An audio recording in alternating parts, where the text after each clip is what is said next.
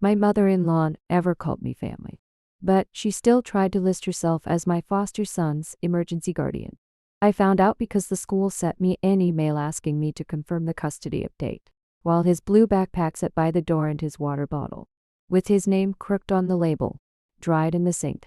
For a minute, I thought it was a mistake. Then I opened the pickup form. Her name was typed under mine, not as grandmother, not as backup, guardian. That same week, a neighbor had smiled over the fence and said, "Your husband's mother must be thrilled. She told everyone her son finally has a child." My hands went cold. I changed every school password, called the office, and made sure she was the last person to learn our guardianship court date. Before all of this, our life had been quiet in a way I used to mistake for boring. My husband, Daniel, fixed bikes in the garage on Saturdays and left grease on lights, which is no matter how many times I wiped them. I worked from home as a medical billing coordinator, spending most days arguing with insurance portals and slippers. We had been married 9 months, still learning each other's grocery habits, still deciding whose traditions fit in our kitchen. His mother, Patricia, had never warmed up to me. She was polite the way waiting rooms are polite. Clean smile, cold chairs. If Daniel handed me a plate at Sunday lunch, she noticed. If I brought dessert, she asked if it was store-bought before saying thank you. I told myself she needed time. Then Mason came. He was 7, small for his age, with serious brown eyes and sneakers that found mud even on dry days. His mother had been my second cousin, family enough that when the call came after the accident, I knew his name before I knew what would happen next. There were meetings, forms, a tired social worker, and Daniel squeezing my hand under a conference table when temporary placement became real. The first night Mason slept at our house, he lined stuffed animals along the windowsill and asked if the smoke alarm blinked all night, only to let us know it's working. I said. He nodded like he was filing that away with all the other rules of a world that had stopped making sense. We learned parenthood in clumsy pieces. I packed lunches with too much food because I was scared he'd be hungry. Daniel bought star stickers and put one on Mason's reading chart every time he made it through a page without shutting down.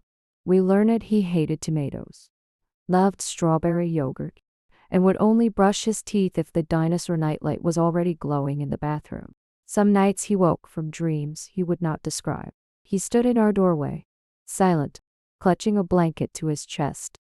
I sat beside him, rubbing small circles between his shoulder blades until his breathing slowed, while Daniel hovered in the hall with a glass of water nobody drank. Patricia stayed away at first. She sent a card with $20 inside and wrote, "Hope he settles in. No love, no offer to help." When Daniel invited her over, she said children needed routine and too many visitors would confuse him. I believed her. I even defended her, just probably scared of saying the wrong thing. I told Daniel while scraping dried mac and cheese off a saucepan. He looked relieved. Mom isn't great with change. Neither were we. Our house changed anyway. Toy cars rolled under the couch. Tiny socks appeared in our laundry. The fridge filled with spelling lists, school calendars, and one crooked drawing of 3 stick figures labeled me, Uncle Dan, and Leela. I wanted to be worthy of name he had not given me yet. I wanted our home steady enough that he could stop sleeping with his shoes beside bed. Back then, I thought Patricia's distance was grief or awkwardness. I did not know silence could be planning. First strange thing happened over lasagna. Patricia invited herself to dinner on Thursday, which was already unusual. She came in holding a foil-covered pan like church offering, perfume-reaching kitchen before she did. Mason sat at table, rolling toy ambulance between apple juice and napkins printed with yellow flowers. "Well, look at you," she said, not to me or Daniel, straight to Mason. "There's my handsome boy." Mason looked at me first. He always did that when adults got too close too fast. I gave him a small nod, even though my stomach tightened. "Hi," he said. Patricia crouched beside him. "Do you like red sauce? Boys need warm food. Not all these little snack plates." I was holding a salad bowl full of cucumbers and cheese cubes because full meals still made Mason nervous. "Daniel, by stove." gave me a look that said, "Let it go." At dinner, Patricia barely ate. She watched Mason's work like she was grading him. When he swallowed 3 bites, she clapped once under table. "That's it. Good boy." Mason froze. "Hes, not puppy." "Mom," Daniel said, gentle but firm. Patricia laughed too loud. "Don't be so serious. I'm happy. This house finally has life in it." I wiped sauce from Mason's thumb with floured napkin. "It's been adjustment. For all of us," she said. I still on him. Sometimes life gives family second chance. Words landed cold between plates. "A second chance at what?" I asked. Patricia blinked like she forgot I was there. "At doing things right. At having little boy raised with structure." Daniel cleared throat. "Mom." "What?" "Structure is love." She leaned toward Mason. "You like knowing where things go, don't you?" Mason shrugged and pushed ambulance near his glass. Then she smiled sweeter. "Do you like your room here?" His eyes flicked to mine. "It's okay," he whispered. "Only okay? Would you like bigger room someday? Shelves for trucks. Real desk?" She touched napkin corner, smoothing it flat. "Grandma knows what boys need." My fork pressed hard into my palm.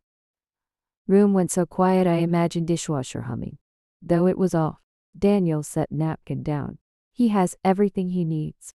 "I'm offering options," Patricia said. "Children should know they have options." "He is home," I said. Her smile thinned for me, then brightened for him. "Of course, sweetheart. Grandma's house is always open." Mason nodded because adults were waiting. Then his elbow tipped apple juice, orange puddles spreading under lasagna dish. I jumped for towels. Daniel rescued ambulance. Patricia'd ab table, murmuring, "No harm done," so tenderly my skin prickled. After she left, Daniel slid pen into fridge. She was emotional. "That's all." She called him our second chance. He paused. "She says weird things when she's drying." I looked down hall, where Mason's dinosaur nightlight glowed green. Maybe he was right. Maybe I was tired. But that night, rinsing apple juice from toy ambulance, I kept hearing her voice. "Grandma knows what boys need." The next warning came from a woman I barely knew, which somehow made it worse. Aaron's daughter sat at Mason's reading table. We had only traded tired smiles by classroom door and once talked about lice notices.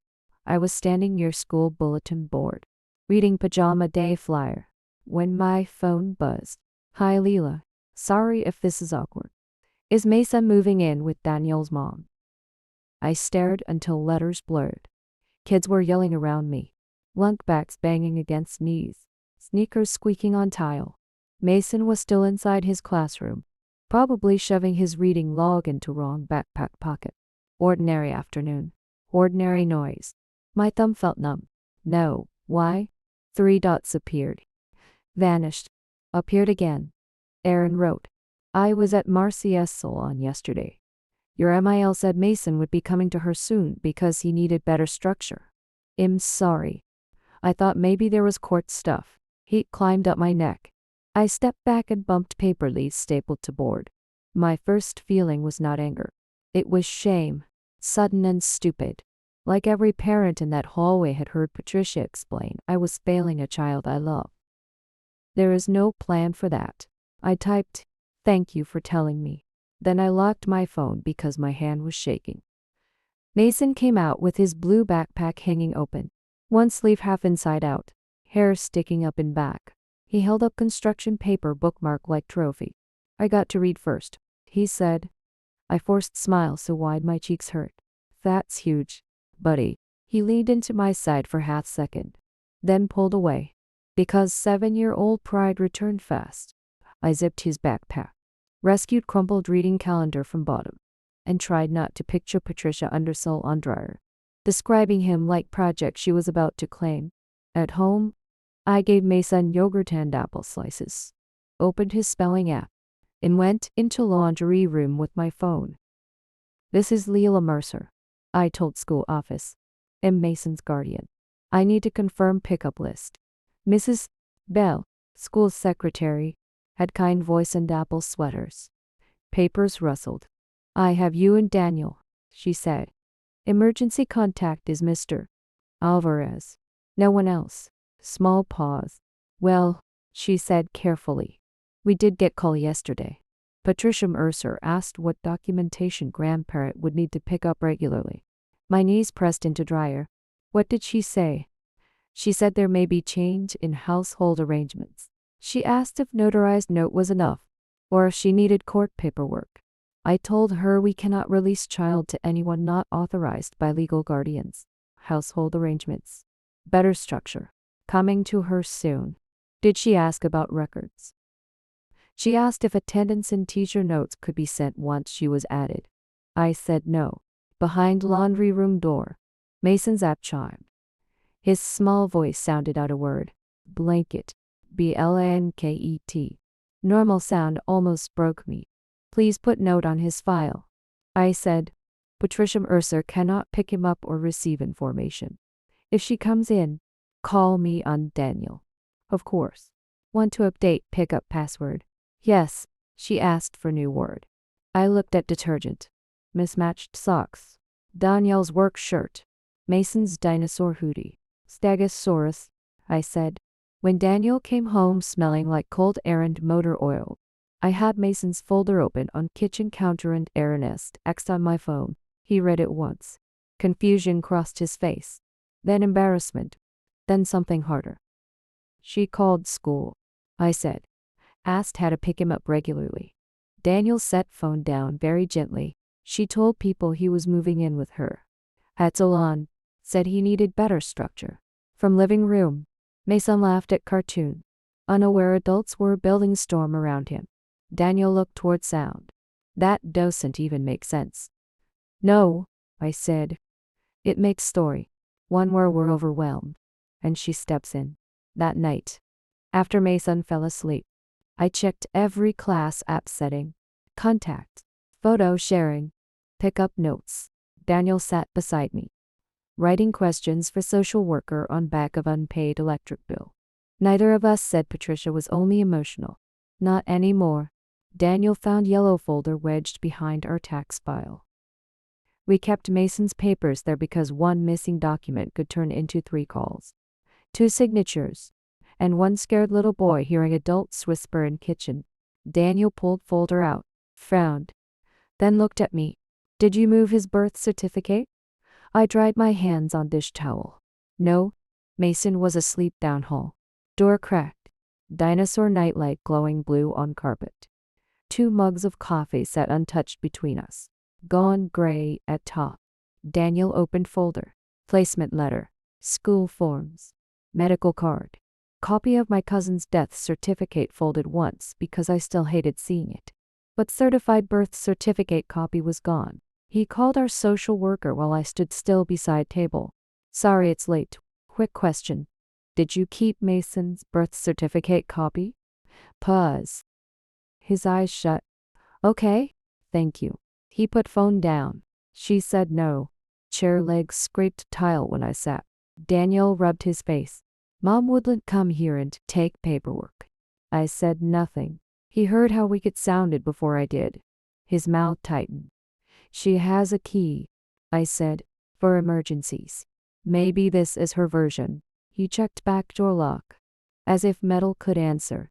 Then he opened laptop with careful hands. We made lists: school, doctor, social worker, court clerk, relatives with copies.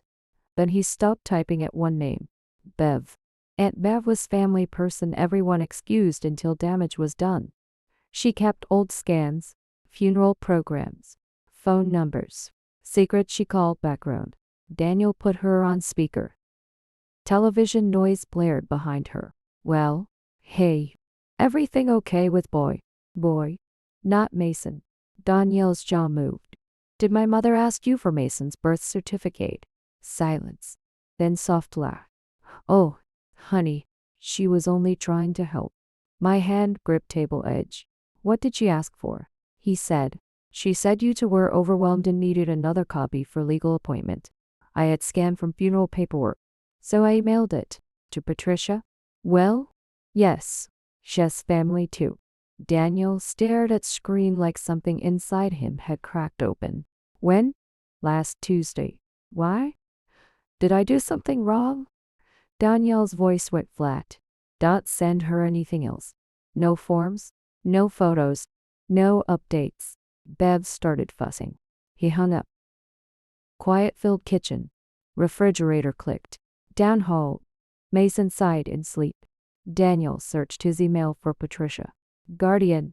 Mason. Nothing. Then he opened text. His thumb slowed. What?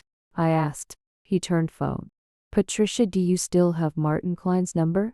He handled estate stuff. Right? Need quick legal question. Nothing dramatic. Daniel, I think so. Why? Patricia wondering about non-blood grandparent rights. Hypothetical. Don't worry. Cold moved through me. Non-blood. I said. Daniel swallowed. She said hypothetical.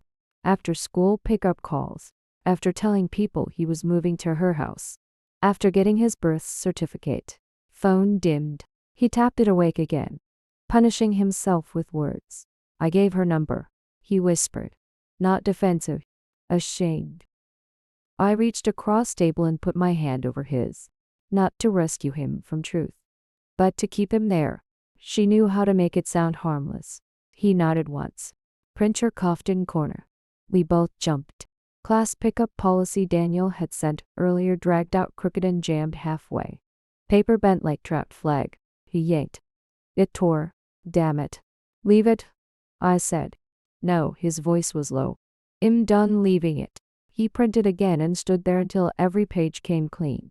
Pickup rules. Emergency contact policy. Placement letter. Notes for lawyer. He stacked them square and slid them into new folder. Not yellow. Red by midnight. Locksmith was scheduled for morning. I wrote dates in notebooks along comment. School call. Bevy mail. Legal question. One line under another. It no longer looked like panic. It looked like proof. Patricia came over next afternoon with chicken casserole and eyes already swollen. I almost didn't open door. Daniel stood behind me. One hand on red folder like it held him upright. Mason sat at coffee table. Building crooked Sue out of blocks. Humming under his breath. When Patricia saw him, her face crumpled. Oh, sweetheart, she whispered. Mason looked up. Unsure. Then gave her small polite wave he gave cashiers and dentists. I stepped onto porch and pulled door halfway closed behind me. This isn't good time. I know, she said. Her voice broke in a way that sounded too tired to be rehearsed. I know I scared you. Patricia held up casserole like proof of something ordinary. I brought dinner. Not because I'm taking over. Because you both look exhausted. I wanted to hate that she noticed. Her coat collar was turned wrong. Flour dusted one sleeve. Her hair, usually sprayed stiff, had fallen loose at her ankles. She looked less like woman building case and more like someone who had cried in her card, forgotten to fix herself. I called school, she said. I shouldn't have. You asked about regular pickup. I said. I panicked. Word hung there, small and sharp. She looked past me, through crack in door, to where Mason had made giraffe from 3 yellow blocks and 1 red one. That boy has lost too many people. I thought. What if something happened to you too? What if no one else was ready? No bag, no bed, no person he knew. My anger moved, not gone, shifted. Daniel said, Mom, I was single mother, she said, reaching into tote with trembling fingers. You were too little to remember how bad it got. She pulled out old photo album with cracked brown corners. Daniel went still. Pictures slid under plastic Daniel at 4 in striped pajamas. Daniel asleep on couch. Daniel holding paper crown at school party. Patricia appeared in a few. Younger and thin. With dark half-moons under her eyes. I worked doubles, she said. Packed lunches at midnight. Fell asleep sitting up. Once put my keys in freezer. Daniel touched one picture. Patricia's mouth shook. People judged me. Said I was unstable. Said I needed help. Then treated help like failure. She looked at me, and for first time in years, No frost sat in her eyes. I saw you in kitchen last week. Applesauce on your shirt. He was crying because his sock felt wrong. Daniel was late. You looked scared. I remembered Mason on floor. One shoe on. Sobbing like seam in his sock was tragedy his whole body couldn't survive. Me crouched beside him, whispering, "We're okay," while not believing it yet. Patricia wiped her cheek with her wrist. I didn't think you were bad. I thought you were alone. Behind me, Mason called. Daniel, look, lie in jail. Daniel breathed out almost loud. Patricia lowered her voice. I said things wrong. Salon, school, made it sound like I knew more than I did. Pride, fear, maybe both. Why ask about court paperwork? I asked, because I didn't know what emergency required. She looked down. If that child reached for family, nobody had planned. I called it live with myself. Daniel's face softened in dangerous, familiar way. Son inside him had heard mother and her, and he wanted relief so badly I could see it. I hated that I wanted it too. I wanted grandmother who brought food without strings. Someone who learned Mason hated green beans but loved frozen peas. Someone to sit in bleachers someday and clap too loudly because he belonged to more than grief. Patricia pushed album toward Daniel. Keep it tonight. Remember, I was always good at asking for help. Maybe I'm still not. Inside, Mason knocked over blocks and burst into wild giggles. Kind that made house feel less haunted. Daniel looked at me, silently asking if maybe we had misunderstood one piece. I looked at Patricia's wet face. Cooling casserole. Old pictures of tired young mother who had survived. For one long second, I let myself wonder if fear could look exactly like control. I did not sleep that night. Album sat on our dresser like witness. Every time I passed, Danielle's baby face stared up from plastic sleeves, all round cheeks and crooked bangs. Proof Patricia had been a mother before she became woman who made my stomach knot. By morning, Daniel wanted to call her. Not to apologize, he said, barefoot in hall, phone in hand. To clarify, that word is how people walk back boundaries. He flinched. I hated sounding hard. But Mason was in kitchen pouring cereal with two careful hands because loud voices made him freeze. Daniel lowered his voice. She cried on our porch. She also called school. She said she panicked. She asked about non-blood grandparent rights. He rubbed his face. I know, but he didn't. Not in his bones.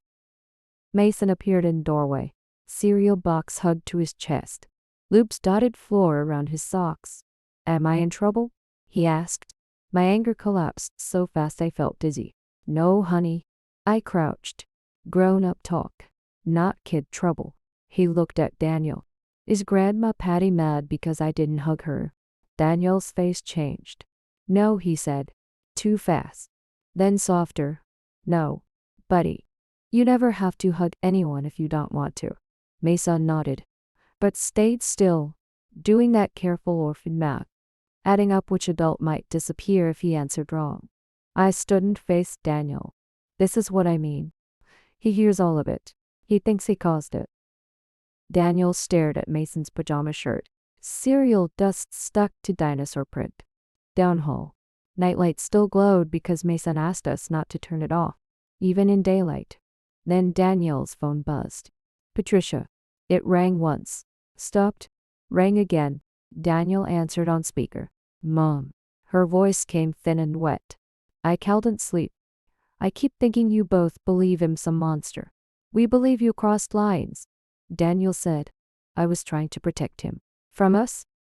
I asked. Silence. Then Patricia exhaled. From inexperience. From chaos. From people meaning well and failing anyway. Daniel's eyes opened. People? Or us? Don't twist my words. Mason was still there, small and stiff. I pointed toward living room. Go finish your zoo. Okay? Well, be there in a minute. He obeyed, but glanced at phone like it might bite. Patricia spoke again. Love isn't enough. Love doesn't make schedules. Love doesn't know which forms matter. My hands went cold. So you were making forms. I was gathering information. You got his birth certificate. I received a copy. You called his school. I asked questions. You told people he was moving in with you. Her silence landed louder than an aisle. Daniel gripped counter. Mom. I said it as possibility. No, I said. You said it until people believed it. Her crying dried into something harder. Someone needed to say what everyone is afraid to admit.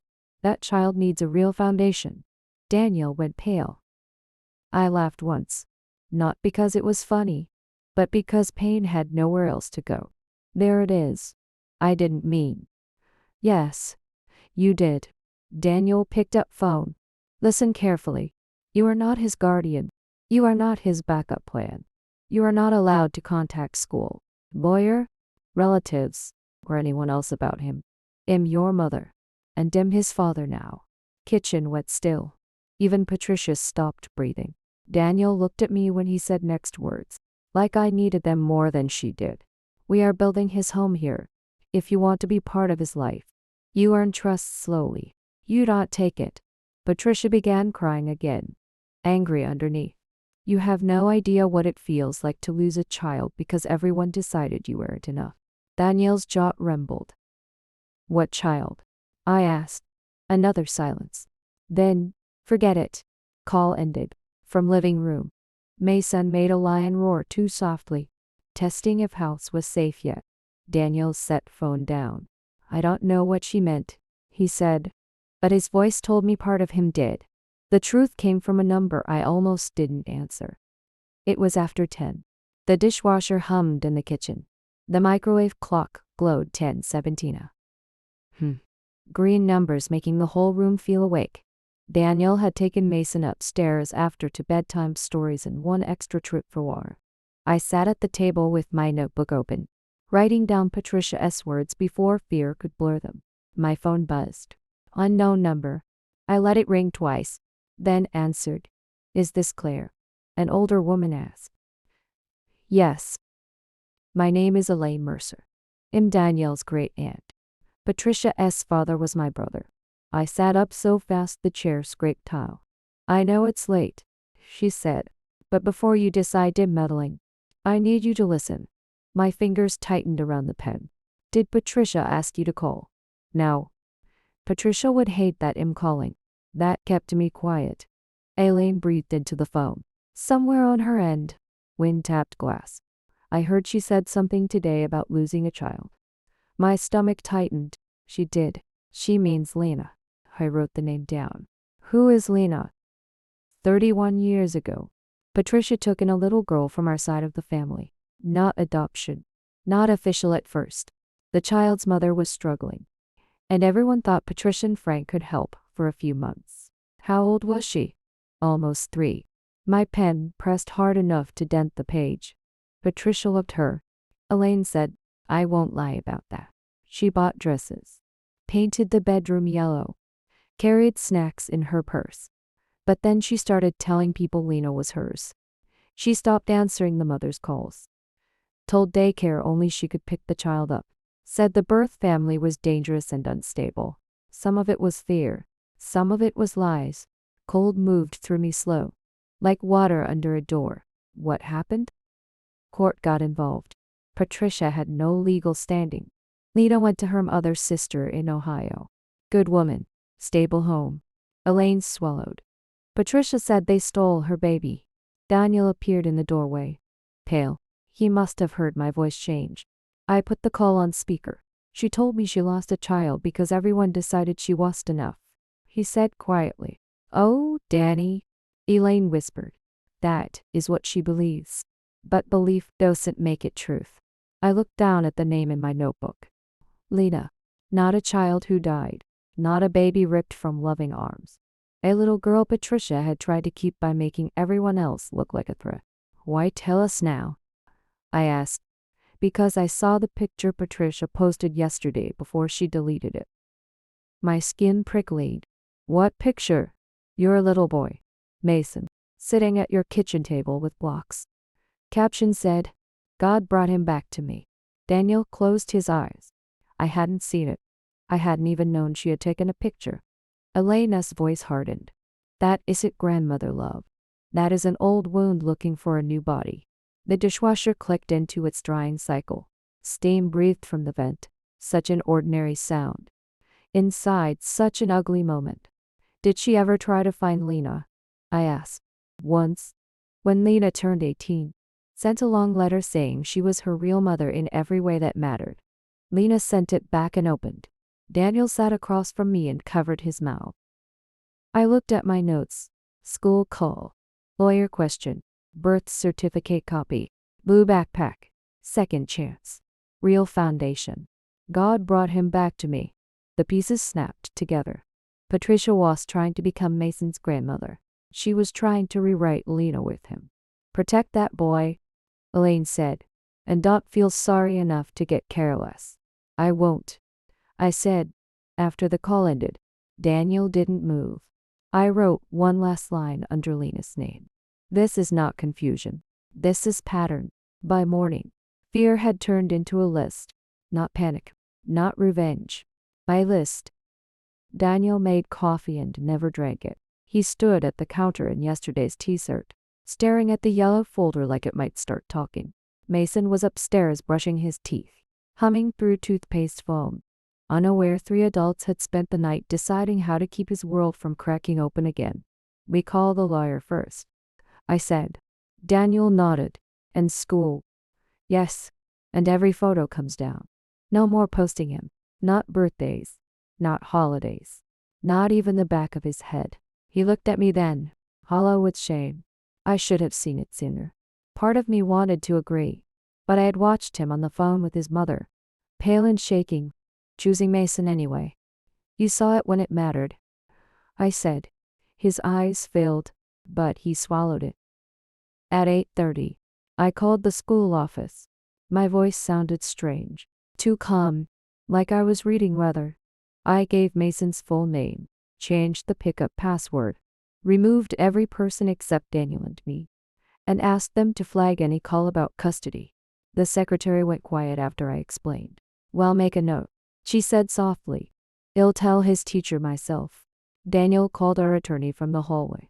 I heard pieces. An authorized contact. Documentation. Guardianship hearing. No. We don't want drama. We want boundaries. Mason came downstairs wearing one sock inside out and carrying his blue backpack by one strap. Are we late? He asked.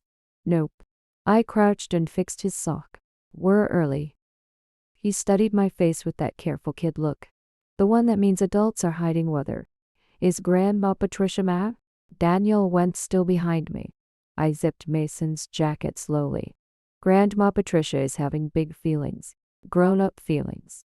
Those are not yours to fix. His shoulders dropped, but his eyes stayed worried. Am I in trouble? My throat tightened. Never. Daniel knelt beside me. You are safe with us. School knows. We know. Everybody who needs to know knows. Mason nodded like belief was a coat he had to grow into. In car line, he held my hand until his teacher opened the door. Before getting out, he pressed his small plastic tiger into my palm. For your pocket, he whispered. I kept it there all day, hardened warm from his hand. Proof I had someone to protect. And proof he was beginning to trust protection could stay. The guardianship hearing was quieter than I expected. No shouting, no dramatic speech. Just Daniel in a pressed blue shirt, me with Mason's plastic tiger in my coat pocket, and Mason in the hallway eating goldfish crackers from a paper cup while our attorney spoke softly. When the judge signed the temporary order, Daniel found my hand under the table. His palm was damp. Mine was too. We told Patricia last, not to punish her, to protect him. Her message came before dinner, long enough that my phone kept lighting up on the counter. She called me cruel. She called Daniel brainwashed. She said Mason would one day know who had fought hardest for him. I read it once. My chest hurt, but not like fear anymore. More like scar tissue being pressed. I typed one sentence. Patricia, we hope you get help, but you will not have access to Mason unless it is approved by us, his therapist, and our attorney. Then I turned off notifications and set the phone face down. That night, Mason asked if court meant he could keep his dinosaur nightlight. It means you can keep your room, I said, pulling his blanket up. And your school. And your backpack. And us. He nodded, almost asleep. By the door, Daniel slipped his arm around my waist. Mason's blue backpack waited by the stairs. Water bottle filled. Name label crooked but firm. I used to think motherhood needed blood or permission. Now I know it can sound like small breathing in a dark room. And feel like no keys, locked doors, and staying.